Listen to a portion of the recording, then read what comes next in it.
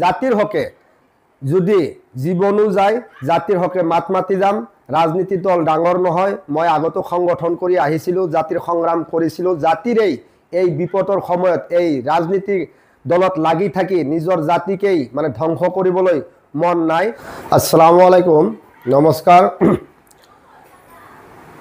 মই বিশেষকৈ আজি এটা কথাৰ ওপৰতে সংবাদ মাধ্যমত আহিবলৈ বিচাৰিছোঁ যে আপোনালোকে সকলোৱে জানে ঢেকিয়াজুলি সমষ্টিৰ অন্তৰ্গত গুপ্তেশ্বৰ মণ্ডলৰ সংখ্যালঘু মৰ্চাৰ মই সভাপতি আছিলোঁ প্ৰায় 2-2.5 বছৰৰ পৰা।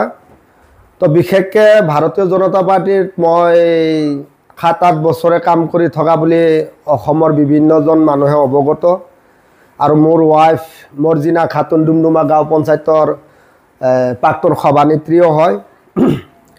তো বিশেষকৈ মই এটাই অসমবাসী ৰাইজক ক'বলৈ বিচাৰিছোঁ, এয়া আমি যে যিখন চৰকাৰৰ অধীনত মানে ইমান দিনে এই দায়িত্ব পালন কৰি আহিছোঁ, তো নিজকে মানে অতিকৈ লাজ পাইছোঁ। যি দলত থাকি নিজৰ জাতিৰ কোনো সুৰক্ষাৰ কথা ক'বলৈ সাহস গোটাব নোৱাৰোঁ, যি জাতিৰ মানে অনুষ্ঠান প্ৰতিষ্ঠানসমূহৰ কোনো সুৰক্ষা নাই। আপোনালোকে অসমৰ সমূহ জাতি জনগোষ্ঠীয়ে চাইছে যে একমাত্ৰ মুছলমানক টাৰ্গেট কৰি বাংলাদেশীৰ নামত উচ্ছেদ কৰি আমাৰ ধৰ্মীয় যিসকল মানে মাদ্ৰাছা, মছজিদ, ঈদগাহ, কবৰস্থান ঐতিহ্যৰ পৰাই যিবোৰ আছিলে এইবোৰক মানে ভাঙি চুৰমাৰ কৰি জাতিটোক মানে ধ্বংস কৰাৰ যি ষড়যন্ত্ৰ কৰিছে তাৰ বাবে মই ধিক্কাৰ জনাইছোঁ। অসমৰ মুখ্যমন্ত্ৰী হিমন্ত বিশ্ব শৰ্মা ডাঙৰীয়াক মই ধিক্কাৰ জনাইছোঁ, ভাৰতৰ প্ৰধানমন্ত্ৰী নৰেন্দ্ৰ মোদী ডাঙৰীয়াক। ইয়াৰ লগতে মই ইমান দিনে যি পদত আছিলোঁ ঢেকিয়াজুলি সমষ্টিৰ অন্তৰ্গত গুপ্তেশ্বৰ মণ্ডলৰ সংখ্যালঘু মৰ্চা ভাৰতীয় জনতা পাৰ্টিৰ সভাপতি পদত, এই পদ আপোনালোকৰ সংবাদ মাধ্যমত মই দাঁতিকৈ আজি কওঁ যে এই পদ মোক নালাগে, মই আজিৰ পৰা ৰিজাইন দিছোঁ। আৰু এই জাতিৰ হকে যদি জীৱনো যায় জাতিৰ হকে মাত মাতি যাম।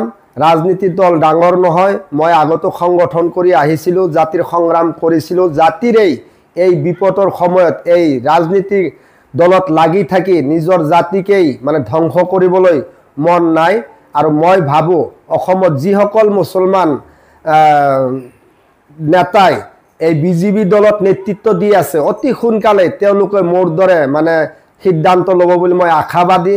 কাৰণ এই বিজেপি দল অসমত অহাৰ পৰাই এটা জাতিকে আমাৰ মুছলমান জাতিটোক টাৰ্গেট কৰি বিভিন্ন সময়ত বিভিন্ন ধৰণৰ অত্যাচাৰ কৰি এই যোৱাকালি আমি যি মোবাইলত বা নিউজবিলাকত চাই আছোঁ, উচ্ছেদৰ নামত বাংলাদেশীৰ নামত আমাৰ এই 4জন মানুহক হত্যা কৰিছে এই হিমন্ত বিশ্ব শৰ্মাৰ চৰকাৰে।